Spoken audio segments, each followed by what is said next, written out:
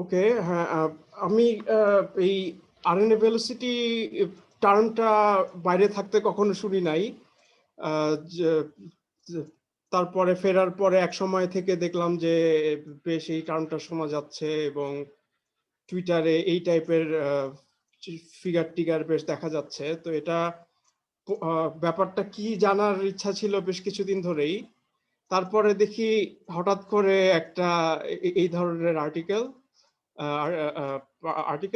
আসলে বলা ঠিক হবে না, নেচার বায়োটেকের কাভার ইয়ে আর কি, টাইটেল আরএনএ ভেলোসিটি ফুলি সলভড। তো খুবই ইয়ে হয়ে গেলাম যে আমি টার্মটা কি মিন করে সেটাই জেনে উঠতে পারলাম না, এর মধ্যে ফুলি সলভড হয়ে গেল। তো হ্যাঁ, এনিওয়ে অনেকদিন ধরে এটা পড়বো করছিলাম, এটা সুযোগে পড়া হলো। তবে যতটা থরলি হয়তো ফিল্ডটা সম্বন্ধে জানার ইচ্ছা ছিল সময় দেওয়া হয় নাই। মেইনলি আমি আসলে এই পেপারটা যেটা দিয়ে আরএনএ ভেলোসিটি ফুলি সলভ হয়ে গেছে সেই পেপারটা সম্বন্ধে ডিসকাস করব। তো এই ফাবিয়ান থেইসের নাম সামি ভাইয়ের প্রেজেন্টেশনে বারবারই আসছে। এটা তার ল্যাব থেকে, তারা জার্মানিতে বেসড একটা ল্যাব। তো তারা আর কি এই আরএনএ ভেলোসিটিকে ট্রানজিয়েন্ট সেল স্টেটের জন্য জেনারেলাইজ করছে থ্রু ডায়নামিক্যাল মডেলিং। সেটা কি মিন করে পরে আসছি। তো প্রথমে সেখানে যাওয়ার আগে একটু যারা নতুন আছে তাদের জন্য খুবই বেসিক কিছু জিনিস একটু রিভিউ করবো। এটা বেশিরভাগের জন্য আমি জানি ইয়ে হয়ে যাবে, তাও আর কি তাদেরকে একটু তারা যেন ফলো করতে পারে সেটার জন্য। তো আমাদের সেলের মধ্যে ডিএনএ থেকে একটা অংশ কপি হয়ে এই ট্রান্সক্রিপশন প্রসেসের মাধ্যমে আরএনএ তৈরি হয়। দেন এই আরএনএ থেকে ট্রান্সলেশন প্রসেসটার মাধ্যমে প্রোটিন তৈরি হয়। তো ডিএনএ থেকে আরএনএ, আরএনএ থেকে প্রোটিন। এখন যেটা আর কি বলার জন্য মেইনলি যে একটু কমপ্লেক্স অর্গানিজমে এই যেই জায়গা থেকে প্রোটিন তৈরি হচ্ছে এই জায়গাটা কনজিকিউটিভলি থাকে না। এটা যদি একটা প্রোটিন কোডিং জিন হয় কমপ্লেক্স অর্গানিজমে, ইউক্যারিওটে এটা এরকম এক্সন ইন্ট্রন সেখানে ডিভাইডেড থাকে। এই এক্সন গুলা থেকে আলটিমেটলি আমার প্রোটিন কোড হয়, ইন্ট্রন গুলা থেকে হয় না। তো এই আরএনএ তৈরির প্রসেসটা একটা টু স্টেপ প্রসেস। প্রথমে এই পুরো জায়গাটা থেকেই আরএনএ তৈরি হয়, এক্সন এবং ইন্ট্রন বোথ মিলায়। তারপরে স্প্লাইসিং নামক মেকানিজমের মাধ্যমে এই ইন্ট্রনগুলা কাটা পড়ে।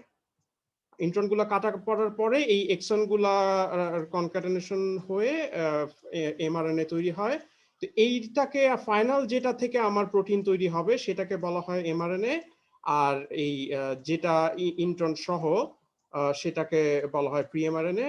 এখানে আরো কিছু পলি এ টেইলের ব্যাপার আছে, সেটা ইগনোর করছি। তাহলে প্রি এমআরএনএ হচ্ছে ইন্ট্রন ইনক্লুড করে, এমআরএনএ ইন্ট্রন গুলা এক্সক্লুড করে। আর আরেকটা ব্যাপার হচ্ছে যে আমাদের সব জিন তো সবসময় এক্সপ্রেস হয় না। বিভিন্ন সেলে বিভিন্ন সময়ে হয়তো কোনো একটা সেল এরকম ট্রান্সক্রাইব হচ্ছে, সেটা অন অবস্থায় আছে, রেগুলেশনের মেকানিজমটা আমি স্কিপ করি। আবার কোনো একটা স্টেটে হতে পারে যে সেটা ট্রান্সক্রিপশন হচ্ছে না, সেটা অফ স্টেটে আছে। তো এখন আরএনএ ভেলোসিটি ব্যাপারটাতে আসি। আরএনএ ভেলোসিটিটা এই সিঙ্গেল সেল আরএনএ সিকের কনটেক্সটে এই 2018 এর একটা পেপারে ইন্ট্রোডিউস হয়েছিল। সম্ভবত তারাই আরএনএ ভেলোসিটি টার্মটা চালু করছে। টার্মটা কি আগে চালু ছিল, কেউ কি বলতে পারে? টার্মটা মনে হয় আগে চালু ছিল, বাট তারা সিঙ্গেল সেল আরএনএ সিকোয়েন্সিং এর ক্ষেত্রে জিনিসটা এস্টাবলিশ করছে। আচ্ছা, তো হ্যাঁ, সিঙ্গেল সেলের ক্ষেত্রে এই আরএনএ ভেলোসিটি টা এই ল্যাব থেকে আসছে। তার আগে আশিস যেটা বললো যে বাল্ক আরএনএ সিকের ক্ষেত্রে এই RNA velocity similar concept definitely ছিল, এখন মেবি টার্মটা আগেই ছিল। তো single cell RNA seq protocol গুলা এই আনস্প্লাইসড প্রি এমআরএনএ এবং ম্যাচিওর স্প্লাইসড এমআরএনএ এগুলোর মধ্যে ডিস্টিংগুইশ করতে পারে। এটার মেইন এটা হলো যে যেগুলোর মধ্যে ইন্ট্রন আছে সেগুলো আমরা যদি ইন্ট্রন দেখতে পাই তাহলে সেটা বুঝতে পারি আমরা প্রি এমআরএনএ। আর যদি দেখি যে ইন্ট্রন গুলা এটাতে নাই তাহলে সেটা বুঝতে পারি যে ম্যাচিওর স্প্লাইসড এমআরএনএ। তো আরএনএ ভেলোসিটি যেটা করে সেটা হলো এই আনস্প্লাইসড এবং স্প্লাইসড এমআরএনএ এর পরিমাণটাকে ইউজ করে আসলে কাজ করে যে এটার রেগুলেশন কোন দিকে যাচ্ছে। তো সামি ভাই যেটা হিন্ট করলেন যে এই আরএনএ ভেলোসিটি ইউজ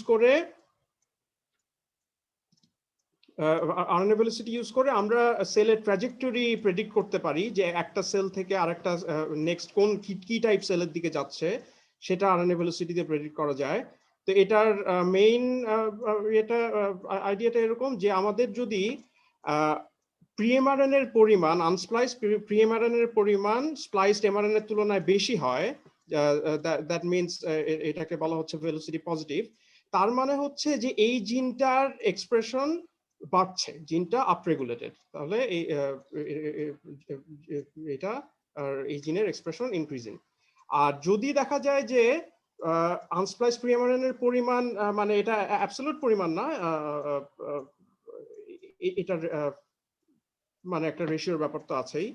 তো যাই হোক, মানে এই প্রি-এমআরএনএ এর পরিমাণ যদি এমআরএনএ এর চাইতে কম হয় তার মানে এটাকে বলা হয় velocity negative.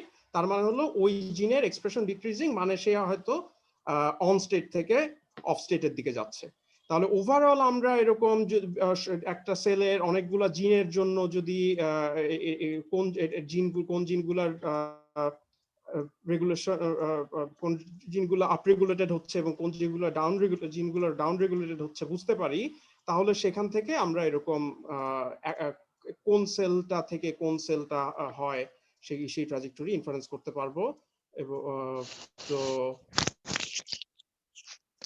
That's the basic idea. হ্যাঁ স্যার, একটা কোশ্চেন ছিল যে আনস্প্লাইসড এর পরিমাণ স্প্লাইস থেকে বেশি হলে কেন মানে জিনগুলো আপরেগুলেটেড হচ্ছে, এটার পিছনে কোনো ইনটিউশন মানে রিজনটার পিছনে? হ্যাঁ হ্যাঁ হ্যাঁ, এটা মানে যেহেতু প্রি-এমআরএনএটাই আসলে আগে হয়, তাই না? সেখান থেকে স্প্লাইসিং আউট হয়ে এমআরএনএ তৈরি হচ্ছে, তাই না? তো এখন কোনো একটা স্টেটে আমরা যদি দেখি যে এমআরএনএ এর তুলনায় প্রি-এমআরএনএ যা এক্সপেক্ট করি তার তুলনায় বেশি, দ্যাট মিনস যে হ্যাঁ এই এমআরএনএ এখন বেশি পরিমাণে আছে, that means sometime in the future mRNA এর পরিমাণটা বাড়বে। আচ্ছা, ওকে। আচ্ছা, তো এখন এটার ট্রান্সক্রিপশন ডায়নামিক্স যদি আমরা মডেল করার চেষ্টা করি, যে এরকম একটা জিন আছে, সেটা অন স্টেটে থাকতে পারে, সেটা অফ স্টেটে থাকতে পারে, সেটা থেকে ট্রান্সক্রিপশন হয়ে এই আনস্প্লাইসড প্রি-এমআরএনএ তৈরি হবে এই উইথ রেট আলফা, এবং আলফা অনও হতে পারে অফও হতে পারে। এই আনস্প্লাইসড প্রি-এমআরএনএ থেকে স্প্লাইসিং হয়ে এরকম স্প্লাইসড এমআরএনএ তৈরি হবে, যেটা হচ্ছে উইথ রেট বিটা আমরা ধরে নিচ্ছি। এক সময় এই এমআরএনএ ডিগ্রেড করে যাবে, যেটা আমরা ধরে নিচ্ছি হ্যাপেন্স উইথ রেট গামা। তো এটাকে এরকম ডিফারেনশিয়াল ইকুয়েশন দিয়ে মডেল করা যায়, যে ডিইউ, তাহলে ইউ হচ্ছে আমাদের আনস্প্লাইসড, এস হচ্ছে স্প্লাইসড, তাহলে এই রেটটা এরকম আলফা টি মাইনাস এই আলফা রেটে তৈরি হচ্ছে, বিটা রেট দিয়ে বের হয়ে যাচ্ছে, তাহলে এটা রেট অফ চেঞ্জ এরকম। আর স্প্লাইসটা হলো এরকম বিটা রেটে তৈরি হচ্ছে টাইমস এই ইউ অফ টি মাইনাস এই এস অফ টি, এই গামা রেটে ডিগ্রেড হয়ে যাচ্ছে, তাহলে এটার রেট অফ চেঞ্জ হবে এরকম। তো এই যে পেপারটা বলা হচ্ছে, সেই পেপারে এই স্টেটটা অন অফ মানে 4টা স্টেট চিন্তা করা হচ্ছে। একটা এই অন মানে হচ্ছে যে এখন অন হচ্ছে ইন্ডাকশন স্টেট, যে এটা অন থেকে অফ, সরি অফ থেকে অনের দিকে যাচ্ছে, রিপ্রেশন মানে অফ থেকে অনের দিকে যাচ্ছে। আর বাকি দুইটা হচ্ছে active and inactive steady state, যে অনেকক্ষণ ধরে এটার কোনো চেঞ্জ হয় নাই। তো এটা হচ্ছে বেসিক ডায়নামিক্স। এখন অরিজিনাল যে মডেলটা, সেটাকে এই পেপারটাকে স্টেডি স্টেট মডেল বলছে। তো সেটার যেটা অ্যাজাম্পশন ছিল যে এই ফেজগুলা last sufficiently long to reach steady states. তো এই প্রসেসটা আমরা তো দেখলাম অরিজিনাল পেপারটাতে, যেটা অ্যাজাম্পশন ছিল যে এই বিটাটা ইকুয়াল টু 1। আর এখন এইটা যদি আমাদের স্প্লাইসড এবং আনস্প্লাইসড এর প্লট হয়, তাহলে এটা তো হচ্ছে ওই ইন্ডাকশন ফেজটা, যে এখন আমার চেঞ্জ হচ্ছে, এটা রিপ্রেশন ফেজটা এখানে চেঞ্জ হচ্ছে। যখন সে স্টেবল স্টেটে আছে, তখন এই কোয়ান্টিটি গুলা, স্প্লাইসড এবং আনস্প্লাইসড এর কোয়ান্টিটি গুলা এইরকম একটা জায়গায় থাকবে, অথবা এইরকম একটা জায়গায় থাকবে। তো স্টেডি স্টেট মডেলটা যেটা করে ওই এই যে এই জায়গায় এবং এই জায়গায় যে থাকবে সেইটা ইউজ করে। তো তাহলে আপার এবং লোয়ার এবং আপার কোয়ান্টাইল নিয়ে আপার এবং লোয়ার কোয়ান্টাইল দিয়ে তারা অ্যাজিউম করে নিচ্ছে যে এগুলা স্টেডি স্টেটে আছে এবং তারপরে একটা এরকম লিনিয়ার রিগ্রেশন চালায়। তারা এই রেশিওটা বের করার চেষ্টা করে, একটা লিস্ট স্কয়ার ফিট চালায়, এটা পায় এবং তারপরে সে এই রেশিওটা টাইমস স্প্লাইসড আর আনস্প্লাইসড এইটার ডিফারেন্স থেকে ভেলোসিটিটা পাচ্ছে। যদি এটা পজিটিভ হয় তার মানে ইনক্রিজিং, এটা যদি নেগেটিভ হয় তার মানে ডিক্রিজিং। এই ছিল হচ্ছে তাদের অরিজিনাল পেপারটার বেসিক আইডিয়া। তো দেন আসলে এই পেপারে যেটা আর্গু করছে, একটা ডাইনামিক্যাল মডেল তারা ইন্ট্রোডিউস করছে, তাদের টুলটার নাম হচ্ছে এসসি ভেলো। তো তাদের যেটা আর্গুমেন্ট সেটা হচ্ছে যে এই স্টেটগুলা যদি আসলে দ্রুত চেঞ্জ হয় তাহলে আমরা এরকম বাড়লো বেড়ে স্টেডি স্টেটটা অবজার্ভ হয়তো নাও করতে পারি, তার আগেই হয়তো সে আবার রিপ্রেশনে গিয়ে এই প্রিএমআরএন এর পরিমাণ কমা শুরু হয়ে যেতে পারে। কাজেই আগেরটা যেটা স্টেডি স্টেট দিয়ে অ্যাজিউম করে ভেলোসিটি বের করার চেষ্টা করছে সেটা সব ক্ষেত্রে অ্যাপ্লিকেবল নাও হতে পারে। তো ডাইনামিক্যাল মডেল একটা ইন্ট্রোডিউস করছে তারা, এরকম এটা ট্রানজিয়েন্ট সিস্টেমে জেনারেলাইজ করছে এবং তারা আসলে হেটারোজেনিয়াস সাব পপুলেশন থাকলেও কাজ করবে। তো এটার দিকে আমি আসলে খুব একটা যাব না। ওকে, তো এই পর্যন্ত যদি ঠিক থাকে একটু মেথোডোলজির দিকে যাই। ফার্স্ট অফ অল এরকম তারা ইন্টিগ্রেশন দিয়ে এটার অ্যানালিটিক্যাল সলিউশনটা বের করে। তো এখানে এই টাওটা হচ্ছে যে এই কারেন্ট ফেজে কতক্ষণ ধরে এই সেলটা আছে সেটা। তো এটার আসলে অনেকগুলো প্যারামিটার। ফার্স্ট অফ অল ওই যে আমাদের আলফা কে, সেগুলো হলো আলফা বিটা গামা, এইগুলা যেগুলো সেগুলো তো প্যারামিটার হিসেবে আছেই। আর তারা যেহেতু ট্রানজিয়েন্ট সিস্টেম ক্যাপচার করতে চায়, তো এই প্রত্যেকটা সেল অনেকগুলো টাইম পয়েন্টের কোনো একটা টাইম পয়েন্টে আছে এরকম তারা অ্যালাউ করে, যে cells may be at different stages of regulation. এবং আসলে তারা এরকম এক ফেজ থেকে আরেক ফেজে বারবার সুইচিং অ্যালাউ করে। তো এই টাওটা হচ্ছে যে কারেন্ট ফেজে কতক্ষণ ধরে আছে এবং সেইটা, এবং যে ইনিশিয়াল কন্ডিশন গুলা, যে ওই ফেজ যখন শুরু হলো তখন এরকম আনস্প্লাইসড এবং স্প্লাইসড এর কোয়ান্টিটি কি পরিমাণে ছিল সেটা তাদের এই ইন্টিগ্রেশনের জন্য লাগে। আর তো এখন তাহলে প্রত্যেকটা সেলের জন্য সেই সেলটা রেগুলেশনের কোন টাইম পয়েন্টে আছে সেইটা, এবং এই টাইম পয়েন্টটা কোন ফেজের মধ্যে পড়ে, দিজ আর লেটেন্ট ভ্যারিয়েবলস। তো এগেইন কে এটা হলো, it can be one of four things. তো প্যারামিটার ইনফারেন্স এখানে হ্যাঁ, ফোর্থ চারটা স্টেজের মধ্যে কোনটা কি মিন করে? 1 0 SSS 0 এটা হচ্ছে একটা হলো যে অনেকক্ষণ ধরে অন আছে, যে অন স্টেডি স্টেট। একটা হলো অনেকক্ষণ ধরে অফ আছে, অফ স্টেডি স্টেট। আর একটা হলো যে এরকম অফ থেকে অনের দিকে যাচ্ছে, ইন্ডাকশন। আরেকটা হচ্ছে এরকম উল্টাটা। তাহলে এটা it can be one of four states. তো প্যারামিটার ইনফারেন্সের ডিটেলে আমি আর যাব না। তো ওই আমরা আর কি আন্ডারগ্রেড কোর্সে রিলেটেড আন্ডারগ্রেড কোর্সে মেশিন লার্নিং কোর্সে ইএম অ্যালগরিদমটা বেশ পড়ানো হয়। তো এই পেপারের একটা লাইন হচ্ছে, the parameters of the reaction rates can be obtained if the latent variables are given and vice versa. তো যখনই আমরা এরকম কিছু একটা দেখবো যে এইটা জানলে ওটা করতে পারি এবং ওটা জানলে এটা করতে পারি, তাহলে আমরা ইএম অ্যালগরিদম অ্যাপ্লাই করে কাজটা করতে পারি। তো এটাও পেপারের একটা line, hence we infer the parameters by EM. তো এখন তাহলে ইএম অ্যালগরিদমে এখানে যেটা করা হচ্ছে যে আমাদের তাহলে টাইম একটা হিডেন ভ্যারিয়েবল, স্টেটটা আরেকটা হিডেন ভ্যারিয়েবল। তো কারেন্ট আমার যে প্যারামিটার গুলো আছে সেটা অনুযায়ী ট্র্যাজেক্টরিটা যদি এইরকম হয়, তাহলে ফার্স্ট অফ অল এই সেলটা কোথায় আছে সেটা থেকে সবচেয়ে ট্র্যাজেক্টরিতে কাছের কোন পয়েন্টটা সেটা বের করে এই টাইমটা এই সেলের জন্য অ্যাসাইন করা হয়। একইভাবে এটার স্টেটটা অ্যাসাইন করা হয় যে সে কি এরকম অফ স্টেডি স্টেটে আছে নাকি অন স্টেডি স্টেটে আছে, নাকি এরকম ইন্ডাকশন স্টেটে আছে নাকি রিপ্রেশন স্টেটে আছে।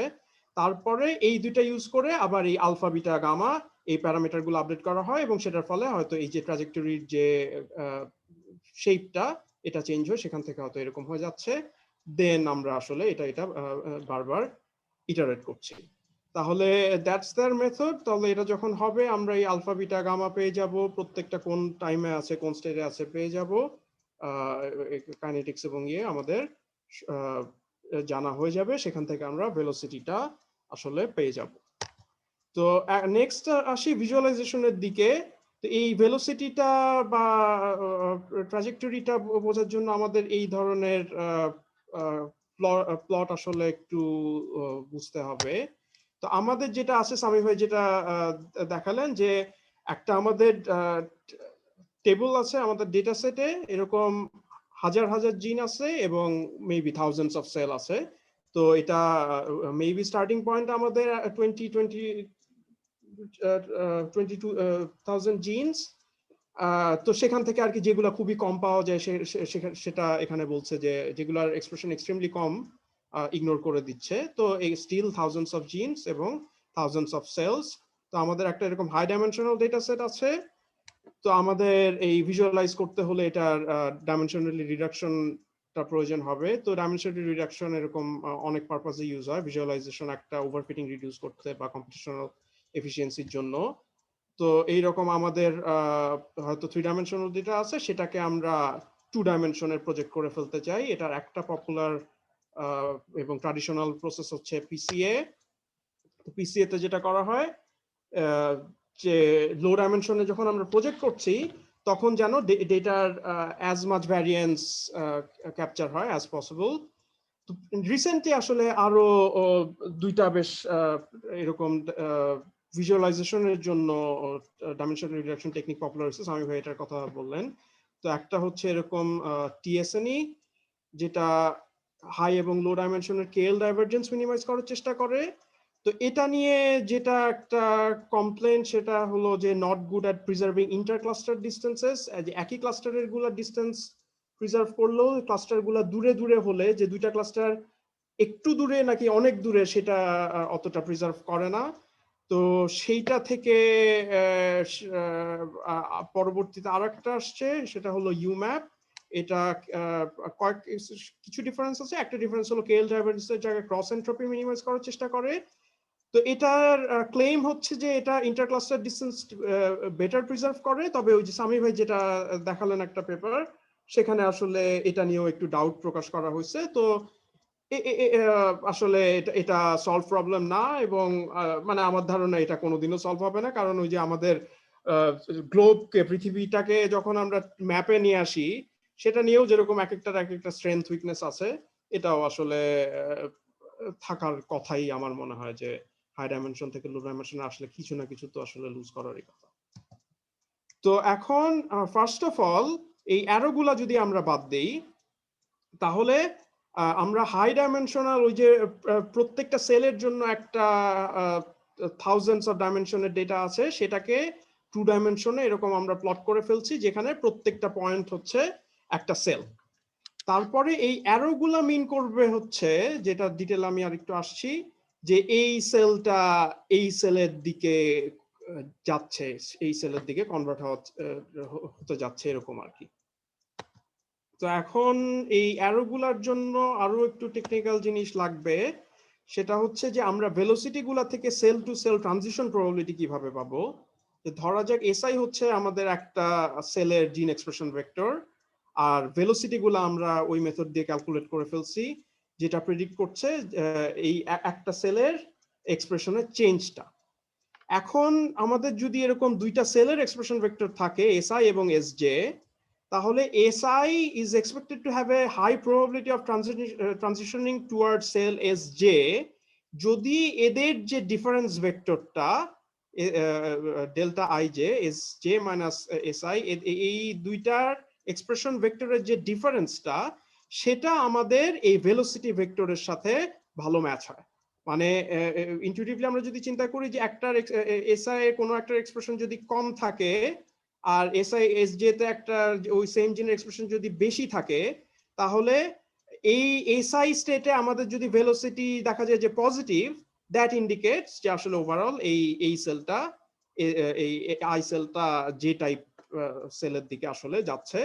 তো এইটা তারা ক্যাপচার করার জন্য first of all cosine similarity use করছে, এই ডেল্টার সাথে ভেলোসিটির কোসাইন সিমিলারিটি, তারপরে সেটাকে একটা এক্সপোনেনশিয়াল কার্নেল দিয়ে প্রবাবিলিটিতে কনভার্ট করে ফেলছে। দেন আমাদের এই লো ডাইমেনশনে যে এমবেডিংটা হচ্ছে, সেই এমবেডিং গুলা যদি এরকম কতগুলা, এটা কি ধরনের এস টার্মটা আমার জানা নেই, এরকম কতগুলা দিয়ে যদি রিপ্রেজেন্ট করা থাকে, তারপরে তাদের ওই এমবেডিং এর নরমালাইজ পজিশনটা এরকম ডেল্টা আই যে টিল দিয়ে ক্যাপচার হলো। দেন ফাইনালি ওই যে আমরা প্রবাবিলিটি গুলা পাইছি, সেই প্রবাবিলিটি গুলা থেকে এই 1/n বিয়োগ করে এক্সপেক্টেড ডিসপ্লেসমেন্ট ক্যালকুলেট করা হচ্ছে, করে তারপরে সেটার সাথে এই ডেল্টা গুলা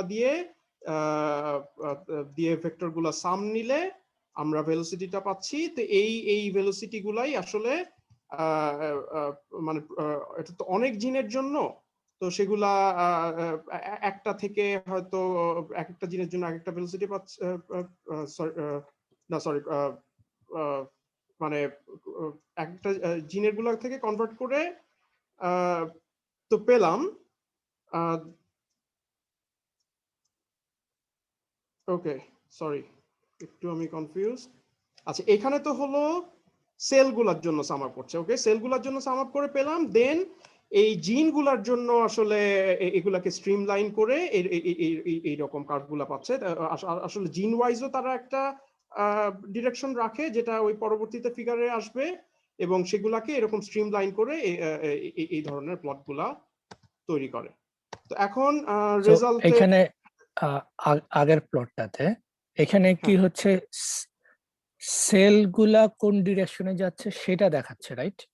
সেলগুলা কোন ডিরেকশনে যাচ্ছে সেটা দেখাচ্ছে। হ্যাঁ, এখানে বেসিক্যালি প্রত্যেকটা সেলের জন্য এরা ভেলোসিটি ডিরেকশন ক্যালকুলেট করে এবং জাস্ট ডিরেকশন প্লাস ভ্যালু দুইটাই ক্যালকুলেট করে প্রত্যেকটা সেলের জন্য, এবং তার পরবর্তীতে জাস্ট প্রত্যেকটা সেল তো একইভাবে দিলে তো অনেকটা র্যান্ডমলি দেখা যায়, জাস্ট অ্যাগ্রিগেট করে যাতে হচ্ছে কমন।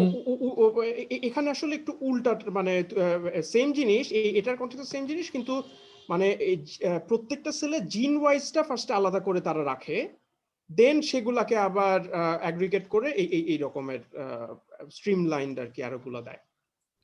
আচ্ছা স্যার, এখানে আমরা মানে যে মেথড যেটা পরের স্লাইডে যেটাতে এখানে তো কোসাইন সিমিলার বের করে যে প্রবাবিলিটি বের করে, সেটা হচ্ছে আমি ধরেন আইথ সেল থেকে জেথ সেলে ট্রানজিশন প্রবাবিলিটি, রাইট, হ্যাঁ। আচ্ছা, সো যখন আমি প্লট করতেছি জিনিসটা আগের স্লাইডে, তো আমি ডিরেকশন মানে ডিরেকশনের কনসেপ্টটা কোথা থেকে পাচ্ছি? ওখানে খালি ডিরেকশন পাচ্ছি যে ভেক্টরগুলা, মানে প্রত্যেকটা টাইপের জন্য আমি ভেক্টরগুলা নিয়ে ওই সেই ভেক্টরগুলাকে যদি এই প্রবাবিলিটি দিয়ে গুণ করে অ্যাড করি, তাহলে আরেকটা ভেক্টর পাবো ফাইনালি সেইটা। মানে আমি হচ্ছে যদি আই থেকে জে তে যাওয়ার যে প্রবাবিলিটি বের করতে পারি, আমি তো সিমিলারলি জে থেকে আই তে যাওয়ার একটা প্রবাবিলিটি বের করতে পারি। সো ওই ক্ষেত্রে কোন একটা ভ্যালু পাবো। সো আমি কেন ডিরেকশনটা ওদিকে দিচ্ছি না, বা কেন আই থেকে জে এর দিকে দিচ্ছি? হ্যাঁ, মানে কারণটা হচ্ছে যে আমরা যখন ওই মাল্টিপল জিন এবং মাল্টিপল সেলের জন্য অ্যাগ্রিগেট করব, তখন আসলে এইটা মানে একটা সেল থেকে আরেকটা সেলের, মানে সবগুলো সেল থেকে সবগুলো সেলে যাওয়ারই তো একটা কিছু একটা প্রবাবিলিটি থাকবে, তাই না? ঠিক আছে, যে তো এখন সেই এবং সবগুলোকে আমরা যদি একটু অ্যানোটেশনটা অন করে নেই, যে এরকম হয়তো একটা আছে, এরকম একটা আছে, এরকম একটা আছে, এইরকম আরেকটা হয়তো আছে, ঠিক আছে? আমি তো সবগুলোর জন্যই একটা এরকম পাবো। দেন এটার আসলে ভেক্টর সাম নিয়ে ওভারঅল ইয়ে করা হচ্ছে যে তাহলে এইটার ইয়েটা আমি এভাবে দিই, ঠিক আছে? আচ্ছা, মানে একটা সেলের জন্য আমি একটা সেল থেকে তার নেবারহুডে সেই নেবারহুডে বলি, নেবারহুডে যতগুলা সেল আছে সবগুলোর জন্য ভেক্টরগুলো বের করে কাইন্ড অফ ওই ভেক্টরের সামটা নিব, এরকম কিছু।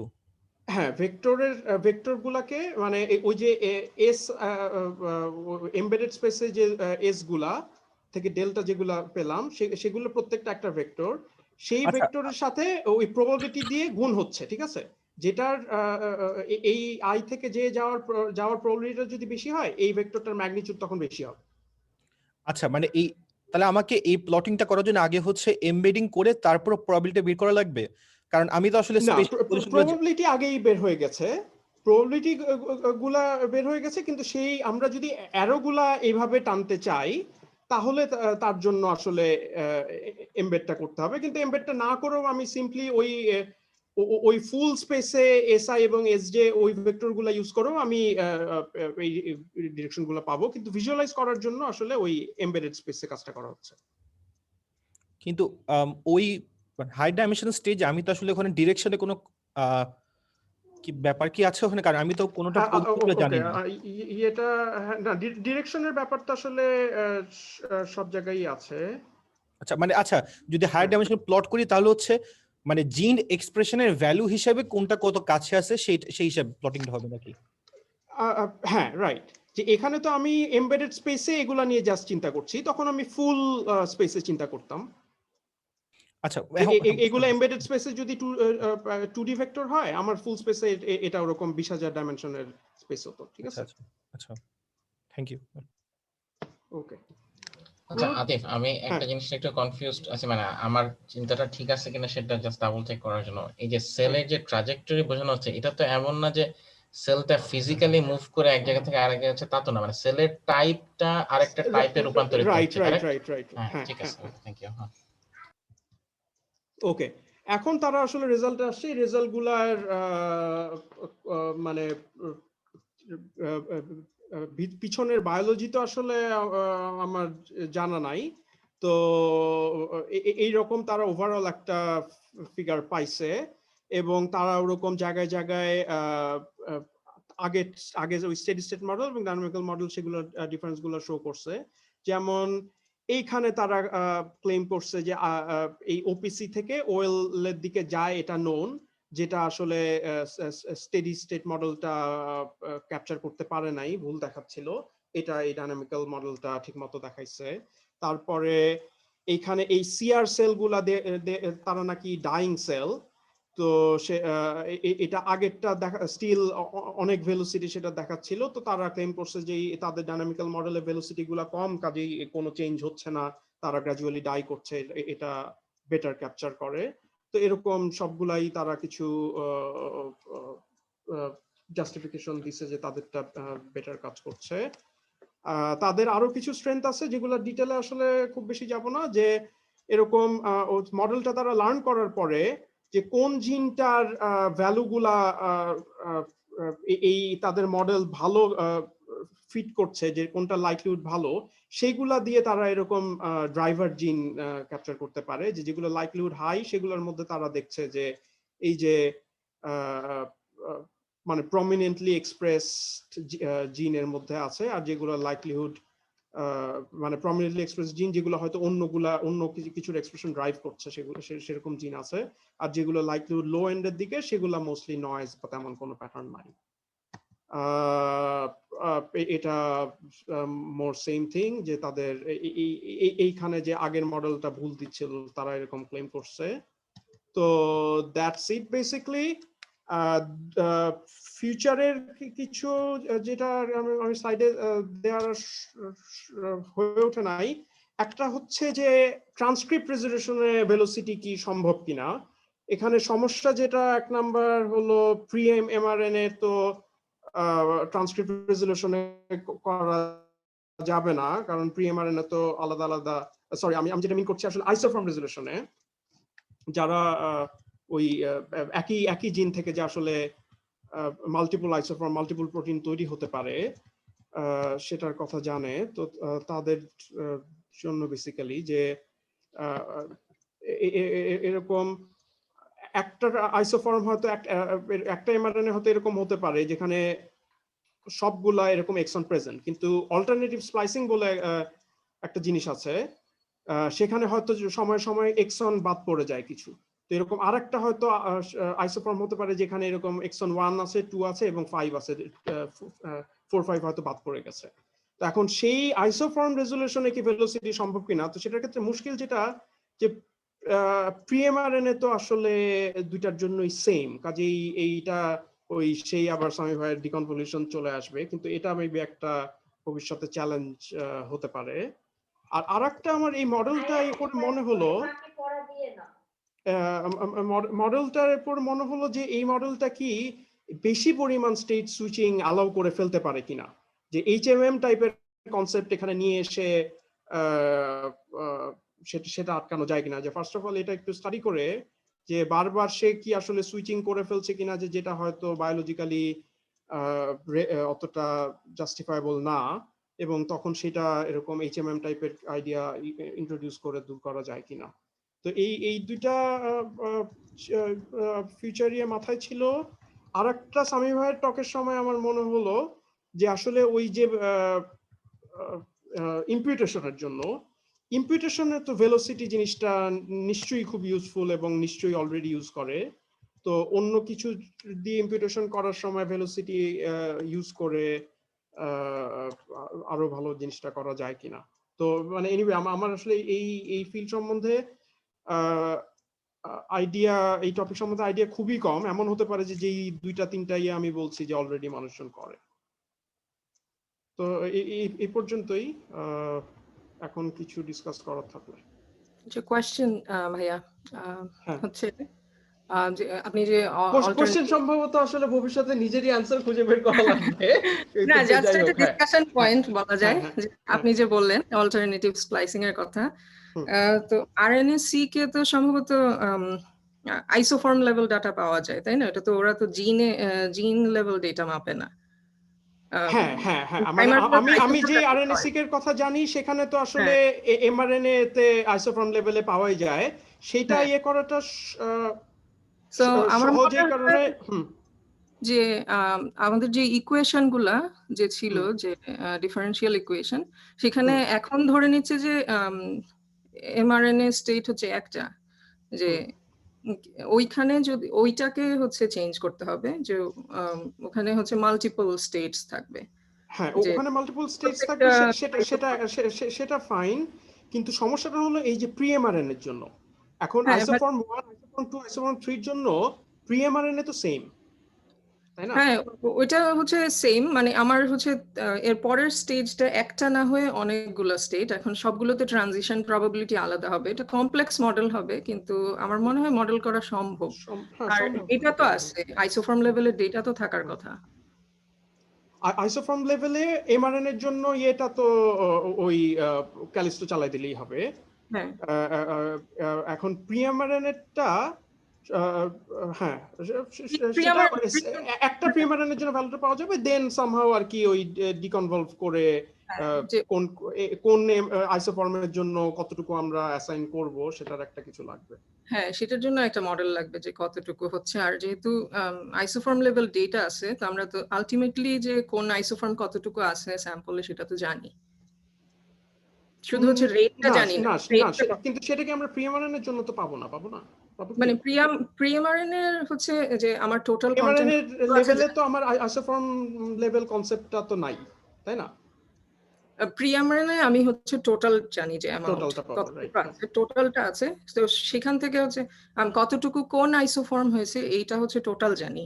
কারণ এটা তো একটা সিম্পলিফাইড মডেল, এটা তো আসলে আমি বলতে পারতেছি না যে এই একটা এমআরএনএ টোটাল আছে দেখে আমি হচ্ছে ভেলোসিটি হাই বা লো বলছি, এটা তো আসলে একটা সিম্পলিফাইড মডেল, বায়োলজি তো এরকম না। তো হচ্ছে সেইখান থেকে আমি হচ্ছে এখন ওইটা ধরে নিতে হবে, ধরেন যদি অ্যাজাম্পশন হয় এরকম যে প্রি এমআরএনএ হচ্ছে ইউনিফর্মলি ডিস্ট্রিবিউটেড, যে সব আইসোফর্ম ইউনিফর্ম, এর জন্য ইউনিফর্ম। তো সেই ধরনের অ্যাজাম্পশন ধরে হচ্ছে বলা যাবে যে কোনটার কোন আইসোফর্ম এর জন্য হচ্ছে ভেলোসিটি বেশি, কোনটার কম। বাট ইউনিফর্ম হচ্ছে সবচেয়ে বাজে ডিস্ট্রিবিউশন অ্যাজিউম করার জন্য। তো সেটার জন্য হয়তো অন্য কোনো ইয়া হবে, যে আমি এরকম হয়তো বায়োলজি থেকে অলরেডি অ্যাজিউম করতে পারি যে প্রি এমআরএনএ লেভেলের ডিস্ট্রিবিউশনটা কিরকম হইলে আমার সেটা মোর রিয়েলিস্টিক হবে। যে সব আইসোফর্ম তো আসলে সমান হবে না, একটা ক্যানোনিক্যাল আইসোফর্ম হয়তো বেশি পরিমাণে তৈরি হবে অন্যগুলো, সেইটাই আর কি। হ্যাঁ, এটা যদি কেউ এখনো ট্রাই না করে থাকে, এটাতে একটা ট্রাই আসলে দেওয়া যায়। কারণ যে অলরেডি যে কাজটা আছে এটার এক্সটেনশন হবে আর কি এই মডেলটার।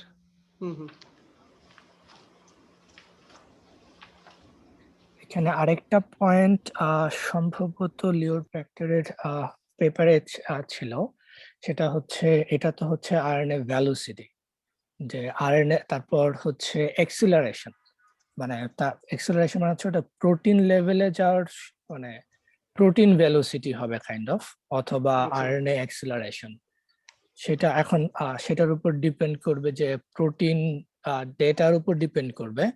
তো সেটা আরেকটা জিনিস আই গেস এখন লোকজন চেষ্টা করা শুরু করছে, যেহেতু আরএনএ ভেলোসিটি অলরেডি মোটামুটি পপুলার হয়ে গেছে। তো লোকজন এখন আরএনএ অ্যাক্সিলারেশনের দিকেও চেষ্টা করতেছে। যদি তোর থাকে আগ্রহ থাকে, তাহলে আমি বলবো যে ওটা দিয়ে সার্চ করতে। দুই একটা পেপার মনে হয় এখন আসা শুরু করছে। আচ্ছা, হ্যাঁ, আমি আসলে যদিও লিওর ল্যাব মেইনলি এই আরএনএ রিলেটেড কাজকর্মই করতো, কিন্তু আমার কখনো এগুলা তেমন একটা করা হয়নি। মানে অবভিয়াসলি এগুলো জানা হতো ল্যাবমেটদের কাছ থেকে, কিন্তু আমার কাজ সবই আর কি ডিএনএ জিনোম। দেখা যাবে। লিয়ারের একটা ব্লগ পোস্ট আছে আরএনএ ভেলোসিটি নিয়ে, ওটা তো মনে হয় ব্রেকডাউন আছে কিছু ভালো।